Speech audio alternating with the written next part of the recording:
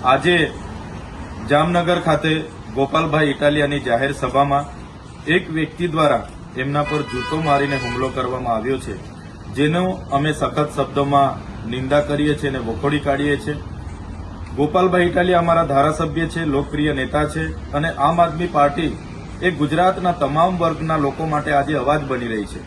ત્યારે કેટલીક પાર્ટીઓના નેતાઓને પસંદ નથી અને કેટલાક લોકોનો ઉપયોગ કરીને અમારી સભાઓ રોકવા માટેનો જે આ પ્રકારના પ્રયાસો થઈ રહ્યા છે, જે ચોક્કસ પ્રમાણે એક નિંદાની ભાગ છે અને અમે ગુજરાતની જનતા સાથે છે। આવી રીતના અમારા લોકો પર હુમલાઓ અમે કોઈ પણ ભોગે સાખી નહીં લઈએ અને ગુજરાતની જનતા માટે અમે લડીએ છીએ અને લડતા રહીશું।